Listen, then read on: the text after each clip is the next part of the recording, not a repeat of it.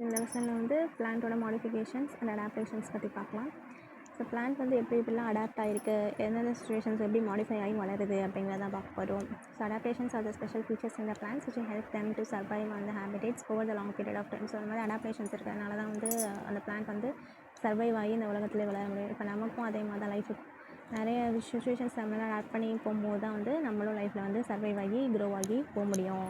அதே மாதிரி பிளான்ட்டுக்கும் the plants in the environment have developed the special features which help them to grow and live in the particular environment.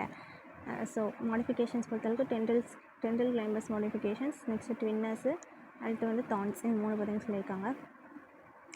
Tendril climbers அது பார்க்கலாம். Tendril is the twinning climbing organ of some weak plants such as the peas, bitter gourd.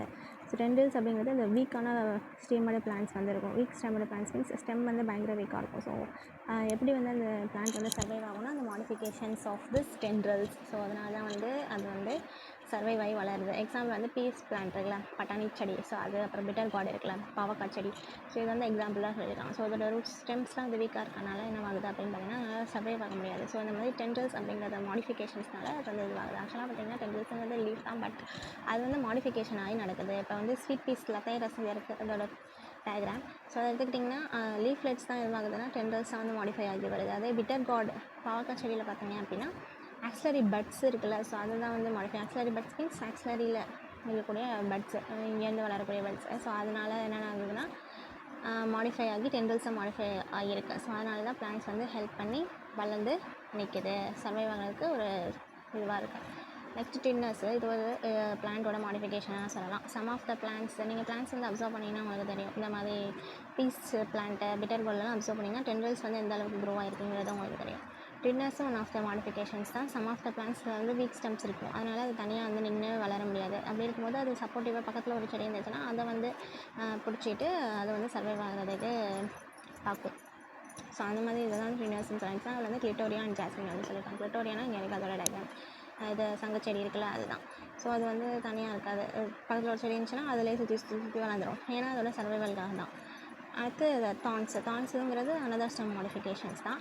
So leaves வந்து தான்ஸாக வந்து மாடிஃபையாக இருக்கும்.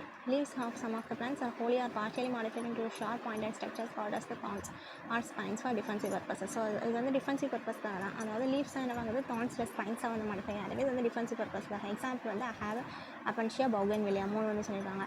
அதாவது diagram இங்கே இருக்கலாம். ஸோ அதை வந்து ஒன்று இதுக்கு பார்த்தோம், எதுக்குன்னா டெசர்ட்டில் வரக்கூடிய பிளான்ஸ் அப்படின்னு சொல்லிட்டு. ஸோ ஹேவ் அப்படிங்கிறது இந்த லீஃபில் இருக்கக்கூடிய மார்ஜின்ஸ். ஸோ அப்பக்ஸ் அந்த மார்ஜின்ஸ் எல்லாம் எதுவாக இருக்குது அப்படின்னா தான்ஸாக வந்து மாடிஃபையாக இருக்குது. ஸோ ஏதாச்சும் வந்துச்சுன்னா அது வந்து டிஃபென்ஸுக்காக உருவாகிறது. அதே வந்து அப்பன்ஷியா வந்து சப்பாத்தி கள்ளி செடி தான். அதுவும் வந்து வெளியில் இருக்கக்கூடிய இது வந்து இதுக்குள்ளே வந்து வாட்டர் வந்து ஸ்டோராக இருக்கு இல்லையா, டெசர்ட்டில் வளரக்கூடிய பிளான்ஸ். அண்ட் மேலே இருக்கக்கூடியதெல்லாம் வந்து டிஃபென்சிவ்காக வந்து இதுவாகிறது. அடுத்து bougainvillea plant. Stem has a sharp thorns. ஸ்டெம்மில் வந்து என்னவா இருக்கும் அப்படின்னா ஷார்ப்பான thorns. Bougainvillea means paper flower இருக்குல்ல, அந்த பிளான்ட் தான். ஸோ அதில் ஸ்டெம் பார்த்திங்கன்னா தெரியும், முள்ளாக இருக்கும். தான்ஸ் தான் மாடிஃபிகேஷன்ஸ், ஏன்னா ஏதாச்சும் அந்த பிளான்ட் வந்து சர்வைவல்காக தான் யூஸ் ஆகுது அப்படின்னு சொல்லியிருக்காங்க. ஸோ அவ்வளோதான் அந்த வேர்ல்ட் ஆஃப் பிளான்ஸ் இந்த லெசனை. ஸோ தேங்க்யூ ஃபார் வாட்சிங்.